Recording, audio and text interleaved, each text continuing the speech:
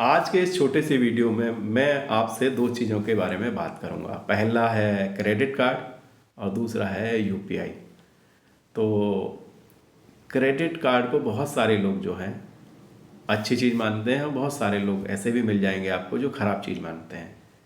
देखिए, मेरा परसेप्शन क्या है, मैं ख़राब और अच्छा इस हिसाब से मानता हूँ कि बैंक आपके साथ में क्या करना चाहती है, उसके पीछे का इंटेंशन क्या है कि बैंक आपको क्रेडिट कार्ड क्यों देती है। तो बैंक का इंटेंशन ये है कि वो आपसे कुछ रिवॉर्ड के लालच में कुछ परसेंट ऑफ का लालच दे करके आपको उस क्रेडिट कार्ड को यूज़ कराना चाहती है और चाहती है कि आप उसको उस लालच में आकर के कोई डिफ़ॉल्ट करें। फिर वो आपसे 5 रुपये दे करके या 10 रुपये तक दे करके आपसे 50 या 60 रुपये वसूले जाएं। तो बैंक का पर्पस ही यही है कि आप डिफ़ॉल्ट करें, आप उसके ट्रैप में फंसें। तो जिसका मकसद ही गलत है वो आपके लिए सही कैसे हो जाएगी। लेकिन कुछ लोग स्मार्ट होते हैं, बैंक का क्रेडिट कार्ड भी यूज़ करते रहते हैं और उसके ट्रैप में भी नहीं फंसते। तो आपको 2-3 चीज़ों का याद रखना है अगर आपको क्रेडिट कार्ड यूज़ करना है। तो आपको पेमेंट डे का जो है रिमाइंडर लगा लेना है। दूसरी चीज़, पेमेंट ड्यू डेट से पहले पेमेंट जमा करना है, यानी कि जो रिमाइंडर है वो आपको 4-5 दिन पहले का लगाना है।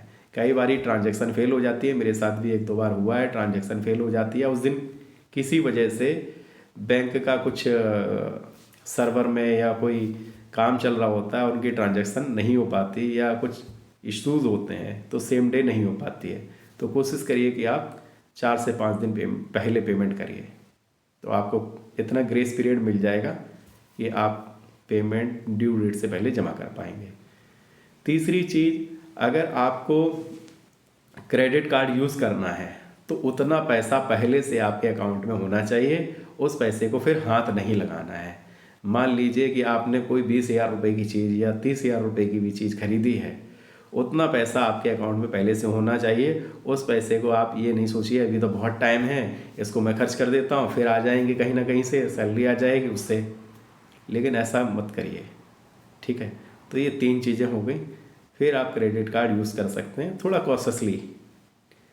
अगली चीज़ है यूपीआई। तो यूपीआई क्या है कि डिजिटल मोड ऑफ पेमेंट है।